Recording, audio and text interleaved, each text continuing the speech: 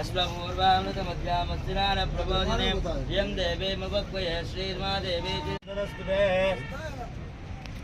ओम इमं मे वरुणस्य देवमध्याजमनया वामवस्वराजके श्रीर्लक्ष्मीर्वरलक्ष्मीश्च प्रसन्ना मम सर्वदा वराङ्कुशोपाशमभेदि पुत्रां करैर्वहन्तीं कमलासनस्ता बालार्ककोटिप्रतिभां त्रिनेत्रां भजेऽहमम्बाञ्जकरीश्वरीं तां सर्वमङ्गलमाङ्गल्ये शिवे सर्वार्थसाधिके हिरण्ये त्र्यम्बके देवी नारायणि नमोऽस्तुते।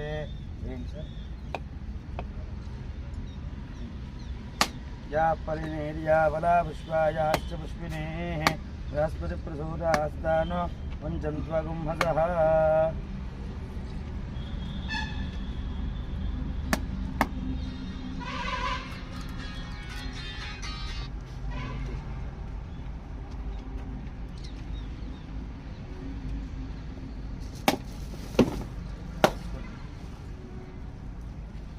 महादेवी च विद्महे विष्णुपत्नी च धीमहि तन्नो लक्ष्मी प्रचोदयात्।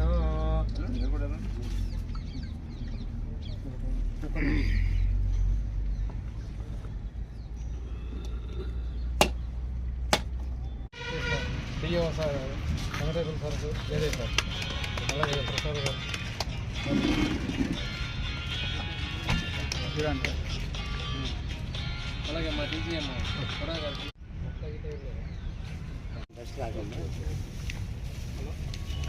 నమస్తే అండి. ఇక్కడ విచ్చేసిన డీలర్ మహాశీలకు మా ఆహ్వానాన్ని మన్నించి మేము పిలిచిన వెంటనే మాకు సపోర్ట్ చేస్తూ ఇక్కడ విచ్చేసిన అందరికీ కూడా అండి మా కృతజ్ఞతలు, చాలా థ్యాంక్స్ అండి. అలాగే ఇప్పుడు గ్రాన్యులర్ ఏదైతే ఉందో అది పూర్తిగా నత్రజని అనేది 20.5% అమోనియా. మామూలుగా అమోనియం సల్ఫేట్ ఇంతకుముందు క్రిస్టలైన్ రూపంలో ఉండేది, కొన్ని దాంట్లో కొన్ని డిసడ్వాంటేజ్ ఉండేవి.